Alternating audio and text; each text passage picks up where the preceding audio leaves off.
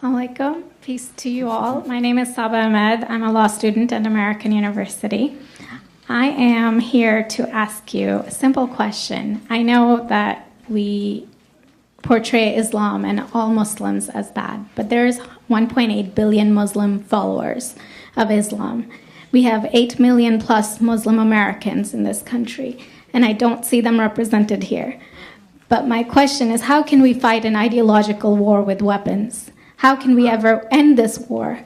The jihadist ideology that you talk about, it's an ideology. How can you ever win this thing if you don't address it ideologically? Great question. I am so glad you're here, and I am so glad you brought that up because it gives us an opportunity to answer. What I find so amazing is since the beginning of this panel, which we are here about Benghazi attack against our people, not one person mentioned Muslims. We are here against Islam, or we're launching war against Muslims. We are here to discuss how 4 Americans died and what our government is doing. We were not here to bash Muslims. You were the one who brought up the issue about most Muslims, not us. And since you brought it up, allow me to elaborate with my answer. There are 1.2 billion Muslims in the world today. Of course, not all of them are radicals. The majority of them are peaceful people. The radicals are estimated to be between 15 to 25%, according to all intelligence services around the world. That leaves 75% of them peaceful people. But when you look at 15 to 25% of the world Muslim population, you're looking at 180 million to 300 million people dedicated to the destruction of Western civilization. That is as big of the United States. So why should we worry about the radicals, 15 to 25%? Because it is the radicals that kill. Because it is the radicals that behead and massacre. When you look throughout history, when you look at all the lessons of history, most Germans were peaceful. Yet the Nazis drove the agenda. And as a result, 60 million people died. Almost 14 million in concentration camps. 6 million were Jews. The peaceful majority were irrelevant. When you look at Russia, most Russians were peaceful as well. Yet the Russians were able to kill 20 million people. The peaceful majority were irrelevant. When you look at China, for example, most Chinese were peaceful as well.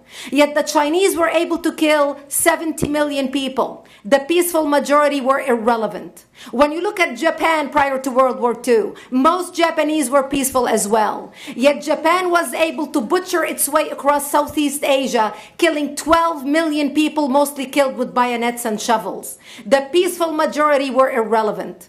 On September 11th in the United States, we had 2.3 million Arab Muslims living in the United States.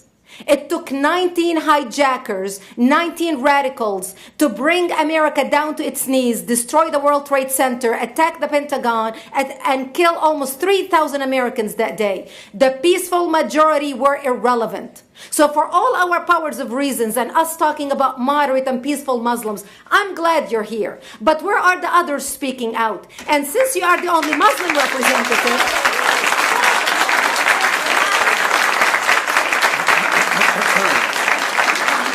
save the applause till the end.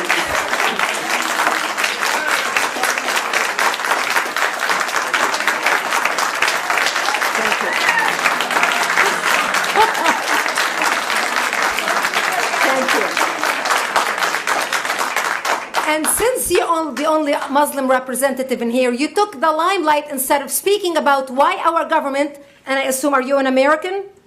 You're an American citizen. So as an American citizen, you sat in this room and instead of standing up and saying a question or asking something about our 4 Americans that died and what our government is doing to correct the problem, you stood there to make a point about peaceful, moderate Muslims. I wish you brought 10 with you to question about how we can hold our government responsible. It is time we take political correctness and throw it in the garbage where it belongs and start calling it fair.